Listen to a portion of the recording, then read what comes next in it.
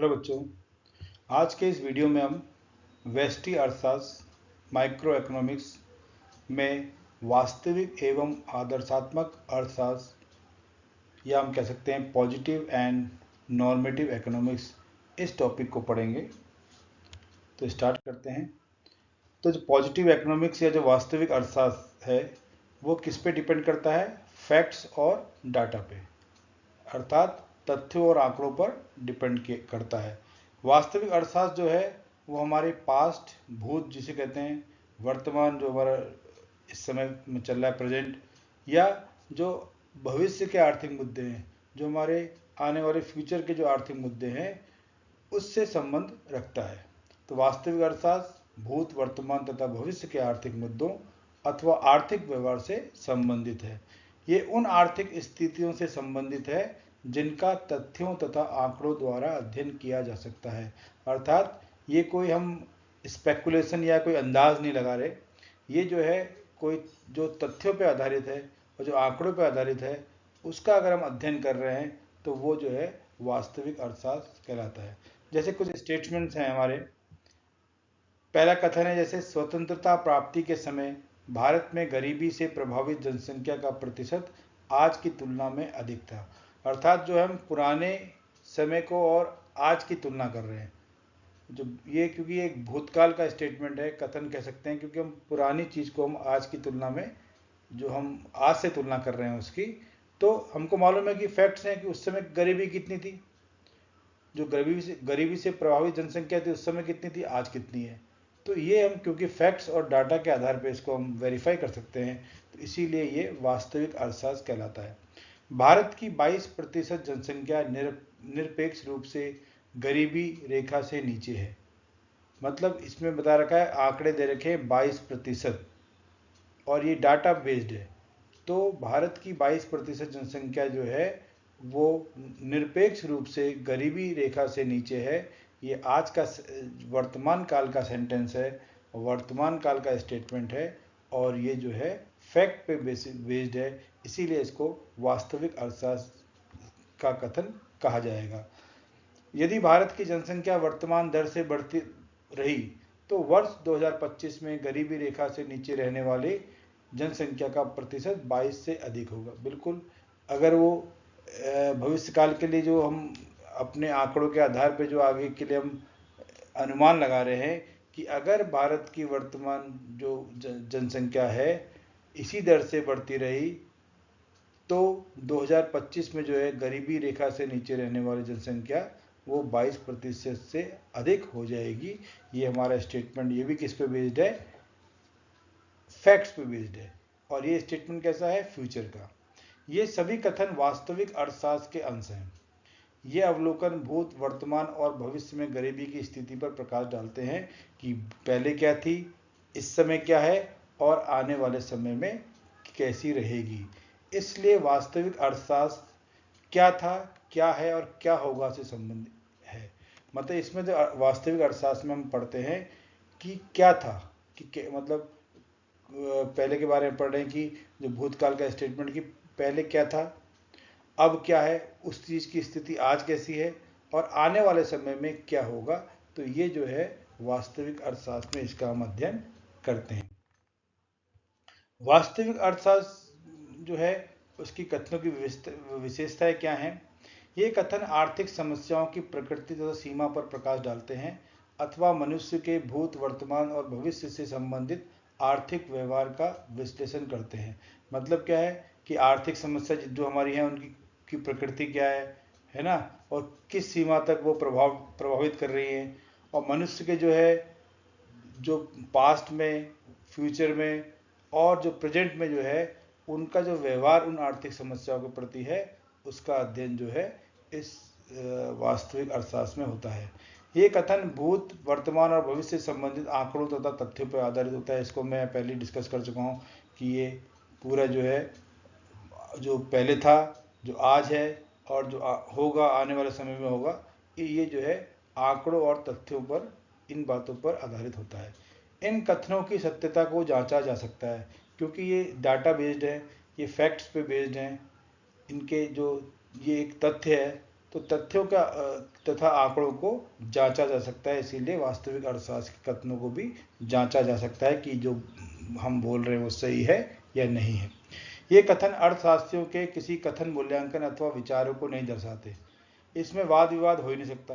क्यों? क्योंकि ये जो फैक्ट है, फैक्ट तो बदला नहीं जा सकता। कोई इस फैक्ट को बदल तो सकता नहीं। जो डाटा हमारे पास है, जो आंकड़े हमारे पास हैं, जो तथ्य हमारे पास हैं, वो पूरी तरीके से हमारे कथन को सपोर्ट करते हैं। इसलिए इसमें कोई भी वाद विवाद का विषय या कोई भी डिस्प्यूट का जो है टॉपिक हो ही नहीं सकता। अब हम आते हैं नॉर्मेटिव अर्थात आदर्शात्मक अर्थशास्त्र में। आदर्शात्मक जो अर्थशास्त्र है क्या होना चाहिए, इससे संबंधित है। मतलब इसमें हम बताते हैं कि अगर ऐसा इतनी गरीबी है, गरीब तो इतनी गरीबी नहीं होनी चाहिए, क्या होना चाहिए, हमको और अच्छे कदम उठाने चाहिए। इस प्रकार से हम जो इसमें बता रहे हैं कि क्या होना चाहिए, इससे संबंधित है। जबकि जब हम वास्तविक अर्थशास्त्र पढ़ रहे थे, वो संबंध किससे रखता था, क्या था, क्या है और क्या होगा। ये आर्थिक मुद्दों अथवा आर्थिक समस्याओं पर अर्थशास्त्रियों के विचारों से संबंधित है। मतलब इसमें जितने भी अर्थशास्त्री हैं अपने विचार रखते हैं, अपने जो भी आर्थिक मुद्दे होते हैं उन पे उनका विचार होता है। और इसमें सबसे बड़ी बात है कि जितने भी अर्थशास्त्री हैं सबका मत एक जरूरी नहीं एक हो, उनका मत अलग अलग भी हो सकता है। कोई उस कथन को सपोर्ट करते हैं, कुछ लोग उस कथन को सपोर्ट नहीं करते हैं। विभिन्न अर्थशास्त्री किसी आर्थिक समस्या के समाधान के लिए विभिन्न उपाय तथा विचार प्रस्तुत कर सकते हैं। वो हमको बता सकते हैं कि अपने अनुभव के आधार पर कि किस प्रकार से इस आर्थिक समस्या या फलानी आर्थिक समस्या का किस प्रकार से समाधान किया जा सकता है। विचारों में कथन मूल्यांकन निहित होते हैं। मतलब हम किसी भी समस्या का मूल्यांकन करते हैं, फिर अपने विचार जो है या अपने सुझाव देते हैं। तो इसीलिए ये विचारों में कथन, जो विचारों में जो कथन होता है वो मूल्यांकन निहित होता है। अब यहाँ पर भी हम कुछ स्टेटमेंट ऐसे पढ़ते हैं जिसमें जो हमारा नॉर्मेटिव इकोनॉमिक्स है या आदर्शात्मक अर्थशास्त्र है वो दिख रहा है। मनरेगा आपको सबको मालूम है, इसकी फुल फॉर्म भी आपको याद होनी चाहिए, महात्मा गांधी राष्ट्रीय ग्रामीण रोजगार गारंटी अधिनियम। एक दिन देश में बेरोजगारी की समस्या का अंत करेगा। अब मनरेगा को हम कह रहे हैं मनरेगा एक दिन देश में बेरोजगारी की समस्या का अंत कर देगा। इस स्टेटमेंट को किसी ने दिया है तो इसको हम वेरीफाई नहीं कर सकते, क्योंकि ये फैक्ट पे आधारित नहीं है, ये किसी के विचार है। कोई दूसरा ये भी कह सकता है नहीं, बिल्कुल नहीं, ऐसा हो नहीं सकता, मनरेगा बेरोजगारी को खत्म, समस्या का अंत नहीं कर सकता। तो ये क्या है, जो है ये कथन जो है मूल्यांकन के बेस पर है, मूल्यांकन निहित है, इसलिए इस कथन का हम सत्यता को जांच नहीं सकते। मनरेगा केवल, दूसरा कथन हम पढ़ते हैं, मनरेगा केवल भारत के ग्रामीण इलाकों के बेरोजगार लोगों को वित्तीय सहायता देने की योजना है। इससे लोग हमेशा के लिए परोपजीवी अथवा अनुत्पादक हो जाएंगे। एक जना ये भी कह रहा है, देखिए वही स्टेटमेंट कोई दूसरा दे रहा है कि मनरेगा जो क्या है कि ग्रामीण इलाकों के बेरोजगार लोगों को वित्तीय सहायता देने की योजना है बस। इससे लोग हमेशा जो है दूसरों पे डिपेंड रहेंगे और कुछ का मतलब कोई प्रोडक्टिव नहीं रह पाएंगे। ये भी एक तरह का विचार है, इसको भी हम सपोर्ट नहीं कर सकते, या इस पर भी हम क्या कहते हैं कोई इसको किसी तथ्य के आधार पर प्रूव नहीं कर सकते। मनरेगा को, अब तीसरा जो मनरेगा पर ही तीसरा स्टेटमेंट है, मनरेगा को समाप्त कर देना चाहिए क्योंकि ये करदाताओं के पैसों का दुरुपयोग करता है। तो मनरेगा को समाप्त कर देना चाहिए क्योंकि ये करदाताओं के पैसों का उपयोग करता है। इसका मतलब देखो, अब तीन स्टेटमेंट है मनरेगा के बारे में। अब तीनों किसी न किसी अर्थशास्त्री द्वारा दिए गए हैं, किसी अनुभवी इंसान के द्वारा दिए गए हैं, पर तीनों में जो है भिन्नता है। ये सभी कथन आदर्शात्मक अर्थशास्त्र के अंश हैं। ये केवल अर्थशास्त्रियों के विचार और इनकी सत्यता को जांचा नहीं जा सकता। सत्यता को जांचा इसलिए नहीं जा सकता क्योंकि जो है ये किसी भी फैक्ट पे डिपेंड नहीं करते हैं। तो ये इसके अंतर थे। अब हम आदर्शात्मक अर्थशास्त्र के कथनों की विशेषताएं क्या हैं। इसमें जो है कथन जो होते हैं मूल्यांकन निहित होते हैं। इन कथनों के कारण विवाद एवं बहस होती है। सही बात है, अगर, क्योंकि ये एक पहले तो मैंने ये आपको बता ही दिया कि इसमें कथन मूल्यांकन निहित है, अर्थात कि कोई भी जो हम नीति लेके चल रहे हैं उसमें अर्थशास्त्रियों के विचार हैं तो वो मूल्यांकन के आधारित होते हैं। इन कथनों के कारण विवाद एवं बहस हो सकती है क्योंकि इसमें हम सत्य को जांच ही नहीं सकते हैं। ये कथन केवल विचार दर्शाते हैं, इसलिए इन कथनों की सत्यता को जांचा नहीं जा सकता। हर एक इंसान का अलग विचार है, तो उनके अलग अलग विचार आ सकते हैं। ये कथन दर्शाते हैं कि किसी भी आर्थिक समस्या का उपाय क्या होना चाहिए, कि इसमें जो भी आपका जो भी पॉलिसी चल रही है ये सही है, गलत है तो गलत क्यों है और क्या होना चाहिए, ये सब मूल्यांकन निहित होते हैं। तो इसलिए क्या होना चाहिए ये कथन जो है वो आदर्शात्मक अर्थशास्त्र को दर्शाता है। वास्तविक एवं आदर्शात्मक अर्थशास्त्र के बीच में अब हम देखते हैं कि अंतर क्या है। जो वास्तविक अर्थशास्त्र है ये भूत, वर्तमान तथा भविष्य के आर्थिक मुद्दों से संबंध रखता है, जबकि हम आदर्शात्मक अर्थशास्त्र देखेंगे ये आर्थिक मुद्दों अथवा आर्थिक समस्याओं पर अर्थशास्त्रियों के विचारों से संबंधित है। मतलब यहाँ पर जो है इसमें हम वास्तविक अर्थशास्त्र में हम भूत, वर्तमान, जैसे कि हमने पहले डिस्कस किया था कि भूत, वर्तमान और भविष्य के आर्थिक मुद्दों से संबंध रखता है, जबकि ये आर्थिक मुद्दों और आर्थिक समस्याओं पर जो अर्थशास्त्रियों के विचार होते हैं उनसे संबंध रखता है। दूसरा इसमें है कि वास्तविक अर्थशास्त्र जो है मैं सब आपको पढ़ा चुका हूँ, इन्हीं को हमने अंतर के रूप में लिख दिया है यहाँ पर, कि कथन कि वास्तविक अर्थशास्त्र में जो कथन होते हैं वो क्या था, क्या है तथा क्या होगा से संबंध रखते हैं, ये संबंधित होते हैं।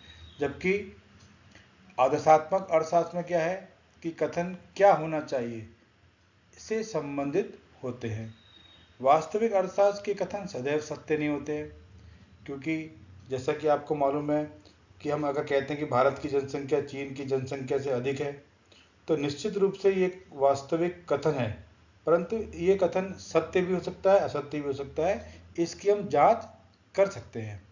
जबकि जो आदर्शात्मक कथन होते हैं उनको हम सत्य अथवा असत्य में नहीं कह सकते कि सत्य है, असत्य है या सत्य है, ये बिल्कुल भी नहीं कह सकते, क्योंकि ये कथन केवल विचार दर्शाते हैं। विचार कैसे भी हो सकते हैं, हम विचार को हम कह रहे, क्योंकि ये जो है किसी भी फैक्ट पे, किसी भी तथ्य पर आधारित नहीं है, इसलिए हम इसको नहीं कह सकते कि बिल्कुल सही है या गलत है। जैसे अगर हम कहते हैं कि वृद्धावस्था पेंशन को समाप्त कर देना चाहिए, तो केवल एक विचार है ना, ये विचार सही भी हो सकता है, ये गलत भी हो सकता है। तथ्यों, अब वास्तविक अर्थशास्त्र पे चौथा पॉइंट है तथ्यों तथा आंकड़ों की सत्यता के लिए जांचा जा सकता है, और इन कथनों को जांचा नहीं जा सकता, क्योंकि जांच किसको सकते हो, जो आंकड़ों पे बेस्ड है। और क्योंकि ये कथन जो होते हैं आदर्शात्मक के अर्थशास्त्र के, ये कथन जो हैं आंकड़ों पर आधारित नहीं होते, इसलिए इनको जांच नहीं सकते। फिर आता है इसमें कथन मूल्यांकन निहित नहीं होते। वास्तविक अर्थशास्त्र में कथन मूल्यांकन निहित नहीं होते, जबकि आदर्शात्मक अर्थशास्त्र में जो कथन होते हैं वो मूल्यांकन निहित होते हैं, अर्थात कि इसमें जो भी पॉलिसी है उसका मूल्यांकन करके अर्थशास्त्री अपना विचार देते हैं। जबकि वास्तविक अर्थशास्त्र क्योंकि फैक्ट पे बेस्ड है, इसलिए इसमें मूल्यांकन जो होता है वो निहित नहीं होता है,